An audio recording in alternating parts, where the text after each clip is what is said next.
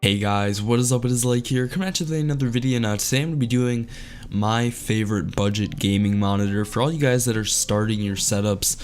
This is the personally the monitors I use. I have three. It's not this exact one. They don't sell the exact one I have anymore, but this is just like the newer model for 2017. My monitors are pretty much the exact same thing, just with different inputs. Exact same refresh time, exact same reaction screen. That's refresh time. We'll get into it. So first off, as you can see, this is at bestbuy.com. Similar prices are on Amazon and such. It's just most people have a Best Buy near them, and they do usually keep these in stock. So these aren't very hard to find, very easy to get. They go on sale a lot. These will go down all the way down to about $100 depending on the deal. So that's a crazy good deal for a monitor even at this price. And this is a 21.5 inch. I have 24 inches, but the sizes they offer this year are the 21.5, so that should be good for most people. But if you want to upgrade for an extra $40, you can get a 27 inch monitor, the same exact one, just in 27 inches. Now, as you can see, this is an LED IPS monitor, so it's really good display. And it is full HD, so it's not 4K or anything like that. But for most gaming consoles, and I say most because PS4 Pro and Xbox One X can't support 4K. But if you're just casual player, and usually if you have a PS4 Pro or an Xbox One X, you're not a budget gamer. So this wouldn't apply to you. You'd probably have some crazy game monitor anyway. But $130 is a great deal. As you can see here on the back of this, you have a input for power, a VGA.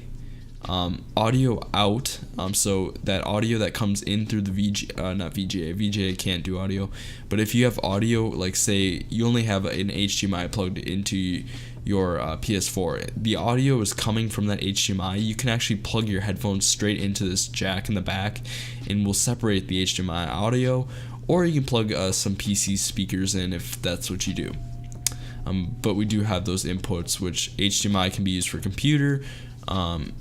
Pretty much everything now works with that, and say you have a DisplayPort device, you can use that through a dongle that you can purchase. And VGA you can use for computers, so say you plug your computer into this port and your PS4 or Xbox One into this port. It's a pretty good looking monitor for the price, obviously, and I really do like them. They do look pretty nice. So let me just X out here now. It does pivot. It does pivot a bit, which is nice. You can adjust it a bit, as kind of shown right there. It's not a huge amount, but it is enough. So if we go down here, you can see the 1920 by 1080, 16 by 9 aspect ratio. So the normal aspect ratio for 1080p content. And then we have a 5 millisecond response time, which is pretty good for gaming, especially on console. You're not really going to notice the difference between a 1 millisecond and a 5 millisecond. But if you're on a PC, I play on 5 millisecond and I'm fine. But if you're really crazy about it, this won't be the monitor for you. But you're not going to notice on a console at all. And this does have a 60 hertz refresh rate, which is pretty good for most things nowadays. If you're a PC gamer, you're really into it, I really suggest you get 144 hertz.